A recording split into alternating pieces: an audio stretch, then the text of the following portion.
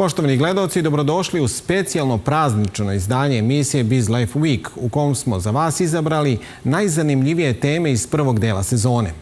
Tačnije, podsjećamo vas na priče o najuspešnijim srpskim startupima koji su pomerili granice poslovanja daleko izvan teritorije naše zemlje. Uživajte u ovoj rekapitulaciji.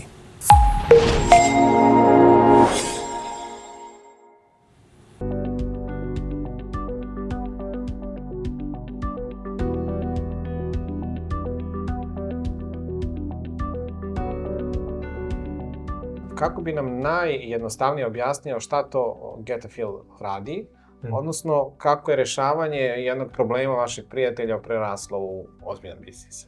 Cijela ideja je se pojavila što smo imali drugare koji su bili u procesu kupovine stana. I oni kad bi otišli kod investitora, to jest njihov prodavac, bi njima dao tehnički nacrt. I oni bi gledali to i ne bi razumeli koliko tu ima prostora i tako dalje. S obzirom da im to nije bilo jasno, oni bi došli od Nikole, koji je drugi suosnivač, i zamolili ga da podigne to u 3D, s obzirom da je on arhitekta, kako bi oni videli da li tu ormar može da stane u hodnik, da li krevetac može da stane u spavaću sobu. I onda smo mi shvatili da tu postoji problem u komunikaciji između kupaca i prodavaca i da fali tu dosta informacija u cijelom tom procesu. I onda, s obzirom da je Nikola arhitekta, a ja sam po struci tehničko lice, mi smo bili u fazonu, hej, pa hajde mi da omogućimo ljudima da oni mogu da uđu u prostor i da se prošetaju pre nego što je izgrađen. I tako je i nastala ideja o Getafilu. Koji je bio to trenutak kada ste pomislili svi zajedno, ovo je proizvod, ovo je trenutak, ovo je moment kad treba da krenemo i od ideje da napravimo biznis? To je bila negdje 2020. i bukvalno je bio taj moment kad je se ponovilo, kad je jedan drugar došao sa istom problematikom, drugi, treći, mi smo odradili istraživanje i shvatili smo da ljudi generalno imaju problem. I to ne samo u Srbiji, već u inostranstvu, svugdje isti problem. I shvatili smo da prodavci, da se nekretnine prodaju na vrlo stari način, kao da živimo u 1985. Imamo leteće automobile. A ti najveću životnu odluku treba da doneseš na osnovu nekog papira. Za nas laike samo dodatno pitanje, znači to je ono što smo ranije recimo od arhitekata koji urade u Arhikedu neke fotografije, vi ste samo zapravo sve to napravili da bude živo.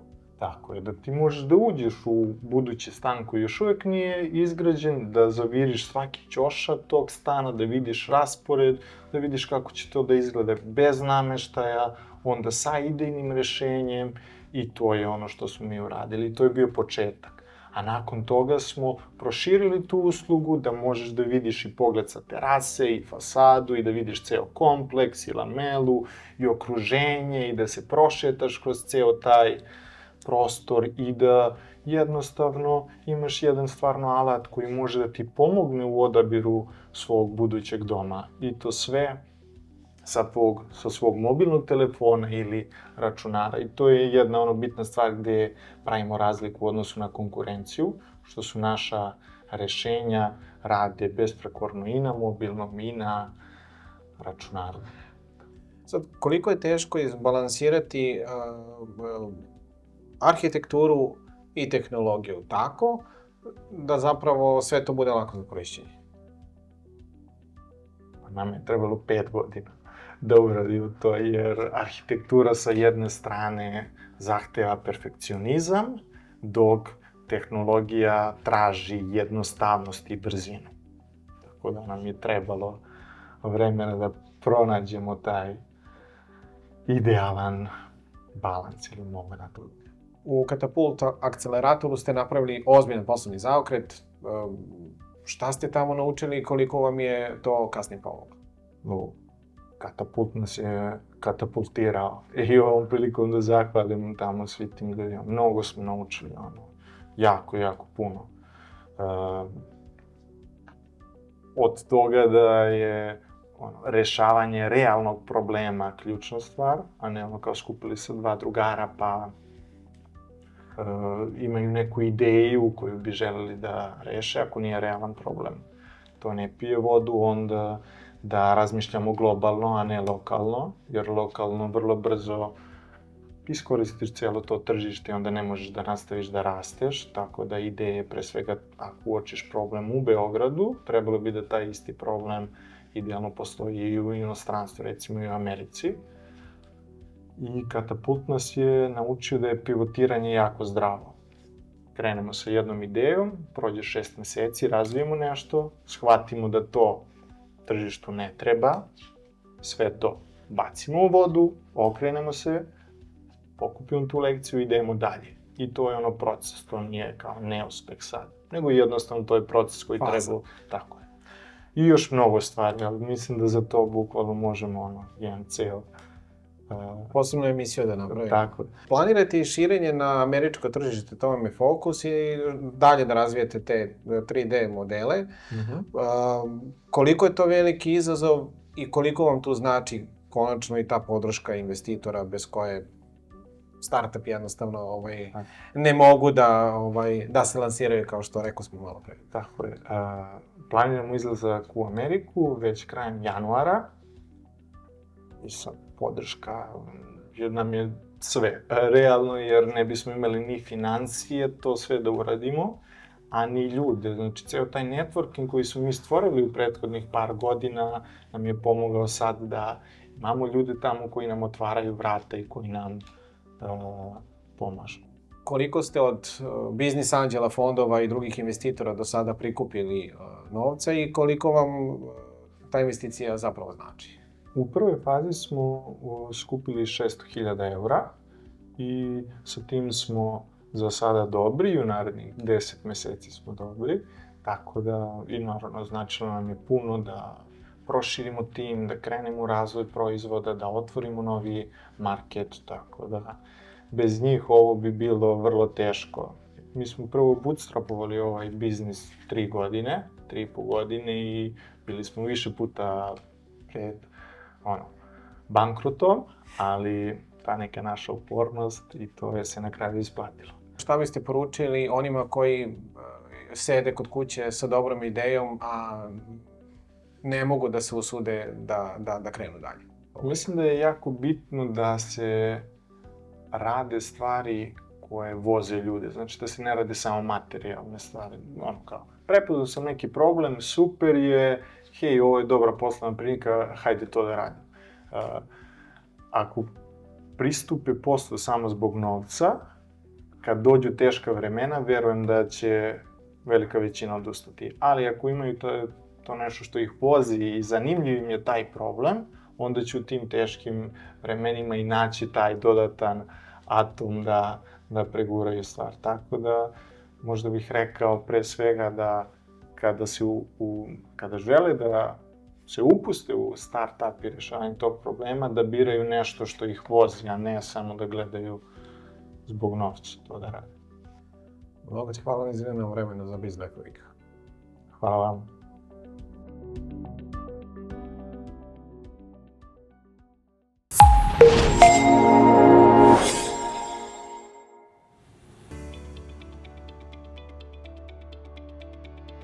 Otkud jedan inženjer u svetu HR-a? To je zanimljivo pitanje, to se nekako spontano desilo jer je moja devojka pre 8 godina dok sam živeo i radio u Milanu, ona je studirala lingvistiku, diplomirala je i odlučila je da pronađe posao, a poslala je svoj CV na 30-ak mesta, nije mogla dobiti intervju i onda je sledila neka kriza identiteta, jednostavno trebala je pomoć da se snađe u toj situaciji. Ja sam je pomogao da napravi novi CV koji je poslala na 30-ak mesta i dobila je super rezultate, 3 intervjua i 2 ponude za posao. I tu smo zapravo shvatili da puno ljudi ima problem sa kreiranjem CV-eva i oko toga smo napravili naš prvi startup iz koga se kasnije, 2 godine kasnije izrodio ZenHR. Sve je krenulo od toga što ste htjeli ljudima da pomognete samo da prave CV-eve, na kraju je taj software ispao mnogo ozbiljniji i kompleksniji. Da. Pa zapravo smo shvatili u nekom momentu da je CV samo simptom jednog sistema koji ima dublji problem, a to je da Nažalost, regruteri i HR-ovi bi voljeli da se posvete svim kandidatima podjednako, ali nemaju dovoljno vremena i onda šta oni rade? Koriste te takozvane ATS, to su sistemi koji filtriraju ljude na osnovu ključnih reči koje imamo ili nemamo u CV-u. I zapravo samo 5% ili možda 2% ljudi nekada dobije uopšte priliku da dođe na razgovor. I shvatili smo da kada bismo mogli da kloniramo sve te regrutere, to bi u stvari bilo pravo rešenje, tako da svaki kandidat dobije priliku, zapravo pokaže ko je i šta je na tom intervjuu, jer trenutno ne dobijaju, jer bivaju eliminisani od strane tih algoritama za ključne reči. I onda smo mi napravili, što bi se reklo, sledeću najbolju moguću stvar, a to je da napravimo regrutera veštačke inteligencije koji na sličan način kao čovek sveobuhvatnije gleda kandidate i daje im tu šansu da pokažu svoje veštine, znanja i ostalo. Kako ZHR softver zapravo funkcioniše za nas lajke koji nemamo pojma ništa o tome? U suštini to je jedna moderna aplikacija koja se nalazi na webu, na internetu. Nju koriste regruteri i oni mogu da je koriste za sve od početka procesa zapošljavanja pa do kraja. Od postavke oglasa za posao na društvenim mrežama pa sve do finalnog klika i slanja ugovora za potpisivanje ugovora o radu. Izgleda kao jedna moderna aplikacija, slična kao svim modernim aplikacijama koje imamo danas, s tim što povrh same aplikacije koje možemo da gledamo i kroz koje možemo da navigiramo, imamo i tog regrutera veštačke inteligencije koji zapravo unutar aplikacije radi posao umesto nas. Sve manualne poslove kao što su pregledanje CV-eva, rađenje intervjua, zakazivanje sastanaka, čak i neki psihometrijski testovi, sve se to dešava automatski. Zašto su Filipini važni za tvoj posao?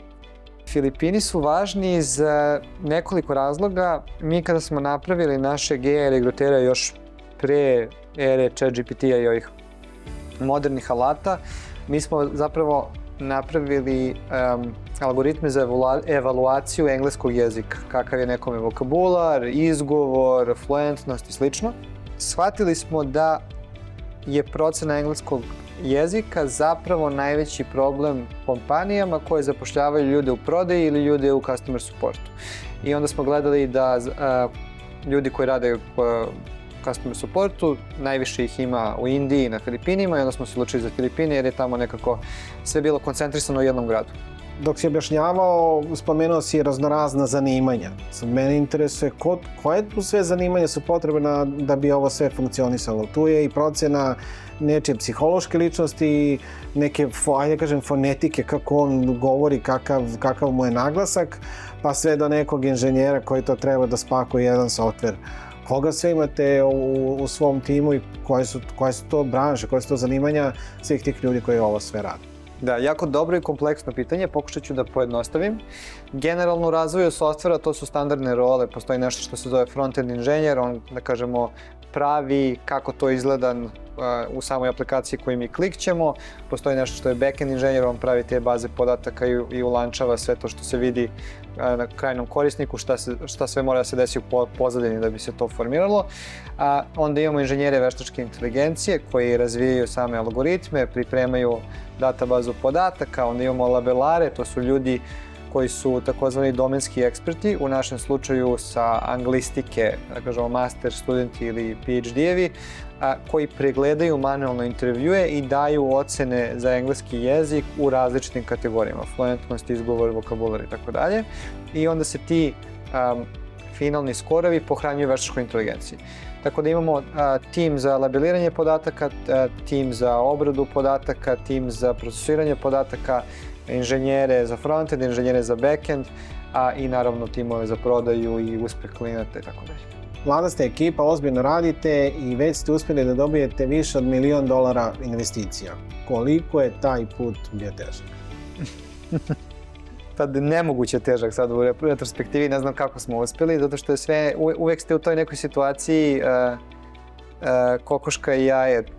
Treba imati proizvod da bi mogla da se prikupi investicija, treba investicija da bi mogla da se napravi proizvod i onda je u stvari to neki pokušaj da se okupi tim ljudi koji vjerojatno ima druge full-time poslove, koji rade na raznim drugim stvarima, da se oni svi sjedine, motivišu i udruže da se to zaista napravi. To je bilo jako teško i trajalo jako dugo. Mi od 2020. pa do 2023. nam je zapravo bilo potrebno da razvijemo taj inicijalni prototip evaluatora engleskog jezika i onda smo taj prototip mogli da pokažemo klijentima, klijenti su zinuli i pali sa stolice i onda smo taj feedback iskoristili da odemo kod investitora i da samopouzdanjem kažemo ovo je zaista sve tu potrebno, ljudi su zaista spremni da plate jako puno. Onda smo od njih prikupili novac i onda je bilo 1 godinu i po dana do usavršavanja aplikacije, tako da ona zaista može da se koristi od strane velikih klijenata sa po 5-10 hiljada zaposlenih i evo u poslednjih godinu dana trajektorija prodaje samo ide na gore, tako da bilo je vredno, ali je bio trnovit put.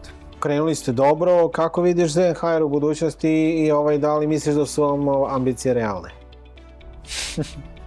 Ambicije nikad nisu realne, ali uz dovoljno požrtvovanosti postanu realne. Naša vizija je da postanemo prvi srpski unikorn ili jedan od srpskih unikorna ako neko bude pre nas i da postanemo glagol za zapošljavanje.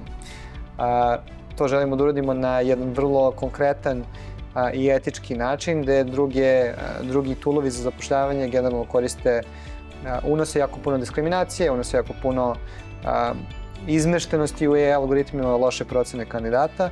Mi bismo voljeli da naša vizija je da postanemo globalni brand, glagol za zapošljavanje i poznati po tome što su naše predikcije najkvalitetnije i najviše fair. Mnogo ti hvala na izvojenom vremenu. Hvala vama, radujem se da se vidimo opet.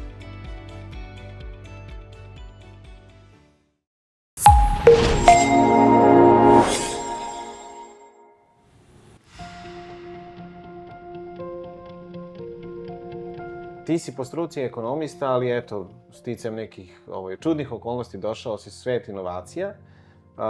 Jesi li još uvek u fazonu Excel tabele ekonomija ili si potpuno prešao u taj novi svet? Tužna istina je da se od Excel tabela ne može pobeći, znači jednom kad uđeš u taj svet nikad ne izađeš. Što se tiče samih inovacija kao neke šire oblasti, one su zanimljive zato što spajaju tehnologiju s jedne strane, ali moraju da imaju biznis komponentu s druge. Tako da u celoj toj priči moja uloga podrazumeva da ja na neki način spajam te dve strane i da kroz Excel tabele gledam šta mi sa tehnološke strane možemo da uradimo sutra, odnosno kakav biznis možemo da napravimo. Kada si zapravo odlučio da budeš i takozvani poslovni anđeo, da sam investiraš u startupe, da li si u tom trenutku razmišljao ja sam sad dobri Samarićanin ili u smislu znam da je ovo dobra ideja i dobro je uložiti u to? Ideja se javila kroz rad sa tim timovima, kroz mentorisanje različitih osnivača, zato što neki od njih stvarno imali osobine koje ja strašno cenim. Znači imali su istrajnost, imali su odlučnost, prodornost i kroz rad sa njima sam pomislio, ok, ovo delo kao ideja koja je vredna podrške ne samo finansijske, nego i podrške znanjem, ekspertizom. Bio sam spreman da otvorim moju mrežu njima i da im na taj način pomognem i onda sam odlučio u principu da investiramo nešto što je prilično rizična kategorija, ali gde mislim da sam u poslednjih 15 godina akumulirao dovoljno znanja da mogu da prepoznam nešto što se razlikuje od drugih i što verujem da ima sutradan potencijal za uspeh. Do toga smo i došli. Kako izgleda taj prvi susret tvoj sa momcima iz Fuller Visiona? Da li to samo bio neki puki susret sa momcima iz San Francisca koji su došli ovde u Srbiju da razvijaju nešto što stvarno zvuči kao naučna fantastika? Iza toga stoji jedna prilično zanimljiva anegdota, ali probat ću da budem kratak. Tehnički direktor i suosnivač te firme je Nebojša Šabović, naš čovek koji je otišao u Ameriku 99. na studije. Upoznao je svog najboljeg prijatelja Rida Fostera tamo i zajedno su ovo osnovali pre jedno 7-8 godina. Počeli su to da radi u San Francisku i u trenu kada su završili neki dokaz koncepta, shvatili da to može da se napravi u osnovi, odlučili su da dođu ovde sa idejom da ovde oforme tim sa lokalnim inženjerima i Nebojša imao i s jedne strane želju da se vrati u Srbiju. Ja sam ga upoznao onako prilično ležernom izdanju kad je došao jednog dana u Inovacioni fond da se raspita za podršku i proveli smo jedno sat vremena pričajući o tome šta oni hoće napraviti. Meni je ta ideja na prvu loptu bila fantastična. Mogu sam odmah da prepoznam ljudi iz mog okruženja koji imaju taj problem. Majka, otac, baka, tetka, svi su imali problem sa staračkom dalekovidošću, menjali naočare, borili se da rade neke sitne, delikatne, fine zadatke. I kad su mi rekli šta hoće naprave i da se to dešava ovde, bio sam na neki način odmah kupljen tom idejom i ambicijom iza svega toga. Posebno mi je bilo drago što su oni iz Silicijumske doline došli ovde to da rade. Da bi gledalci bolje razumeli, probaj najjednostavnije da nam objasniš šta to zapravo Fuller Vision pravi. Suštinski mi pravimo novu vrstu naočara, takozvane autofocals, autofokusirajuće naočare, koji imaju sposobnost da prate gde se naše oči kreću, odnosno na koju distancu pokušavaju da se fokusiraju, da li smo ovde na blizu, na srednje, recimo radimo na računaru, gledamo nešto niz ulicu u kojoj nam autobus dolazi u susret i da kroz adaptabilnu dioptriju daju čoveku savršen vid na bilo koju distancu. Dakle, da ljudi sa 60, 70, 80 godina mogu da vide oštro kao što su videli sa 20, sa jednim parom naočara. Fuller Vision ima već $6 miliona podrške od različitih fondova i spremate se za novu rundu. Kako sad objasniti nekome, gledalcu, prijatelju, poznaniku, da to nije samo neka priča iz Silicijumske doline, već je zapravo i motiv mnogim našim ljudima da zapravo ozbiljan biznis mogu i ovde pokrenu? Suštinski, mi smo baš onako možda atipična priča za naše podneblje, zato što radimo nešto što je hardware, fizički proizvod, i nešto što je vezano za oči. To je beskonačno osetljivo. Što se tiče investicija, podrške i svega što je potrebno da bi se ovako nešto napravilo, mi smo počeli iz Silicijumske doline. Imamo tamo prve investitore koji su došli kao očni lekari, poslovni anđeli, ali smo i ovde, kod nas, našli nemali broj ljudi koji su nas podržali sa nekoliko strana. Hoću da kažem da je verovatno najbitnije od svega da čovjek oformi mrežu pravih ljudi. Znači, bilo koji poslovni anđel koji se nama priključio nam je otvorio svoju mrežu. Iz jedne osobe mi dobijemo 100 potencijalno drugih, koji su tu da nam pomognu oko zapošljavanja, nalaženja pravih ljudi, nalaženja pravih partnera za proizvodnju, nalaženja dodatnog kapitala, što je uvek, da kažem, uslov bez koga se ne može. I kroz takvu izgradnju mreže koja ne može se desiti preko noći, suštinski treba uložiti vreme u to, mislim da svako može da dođe do neke sledeće faze, do sledećeg cilja. Ono što je definitivno preduslov za sve to je da ste dobro istražili tržište, da znate da je to što vi hoćete pravite ono što je tržištu potrebno. I ove druge kockice se onda na neki način mnogo lakše sklapaju na mesto. Da ne bude da ovo zvuči kao neka samo zanimljiva priča. Sad ste se vratili sa najvećeg sajma optike na svetu, možda jednog od najvećih, Vision Expo West 2025 u Las Vegasu. Kakvi su ti utisci i kakve su reakcije ljudi koji su tamo vidjeli ovo što vi pravite? Reakcije su bile fantastične. Imali smo 3 dana baš intenzivnih demoa za sve ljude koji su bili zainteresovani da probaju naočare. U principu su to bili očni lekari, optometristi, optičari, ali i ljudi koji su došli da posete sajme, da vide šta je to novo u svetu optike. Tu su bili svi veliki igrači, Zeiss, Essilor, Luxottica, ISL, i imali smo veoma zanimljiv moment gde je u nekom trenu, recimo se desi da 2-3 ljudi dođe sa različitih strana i da nam posle pola sata dovedu 10 drugih ljudi iz njihovih krugova, kaže ovo morate da probate, ovo je naučna fantastika, ovo je nešto neverovatno. Tako da bilo nam je stvarno učinkovito, upoznali smo niz potencijalnih partnera koji bi bili zainteresovani za distribuciju naših naočara po Americi, od Arizone, Teksasa, Kalifornije, Njujorka i slično. Tako da, definitivno kvalitetan, veliki događaj, baš onako jedan od najvećih na svetu, ne samo u Americi, i mislimo da ćemo na sledećem, znači za godinu dana od danas imati da pokažemo nešto još naprednije, znači bolji novi model naočara, da ćemo tad već imati i neku ozbiljnu prodaju. Šta će to da bude što ćemo da vidimo sledeći put kad se sastanemo? Šta su planovi koje već imate u glavi i možda nemate još uvek neko tehničko rešenje, ali imate u glavi da bi to moglo da funkcioniše? Nemamo konkretan plan za novi proizvod u ovom trenutku. Hoćemo da u narednih 6 meseci spakujemo sve što je potrebno da bi ovaj proizvod zaživao na tržištu, da bismo dobili prvih 1000 korisnika na američkom tržištu, znači San Francisco i New York kao neke bazne stanice. Hoćemo da posle toga imamo nove modele naočara koji su unapređeni što se tiče stila, estetike, ali i funkcije.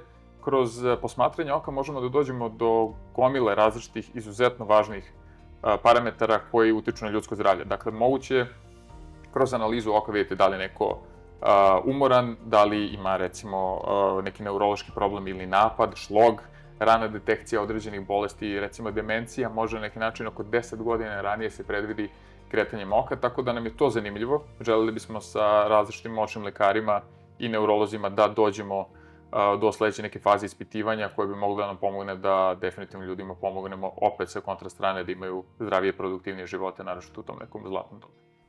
Hvala ti puno. Hvala vam. To bi bilo sve u ovom specijalnom prazničnom izdanju emisije Biz Life Week. A sa novim pričama u nastavku sezone vidimo se 20. januara u istom terminu. Doviđenja.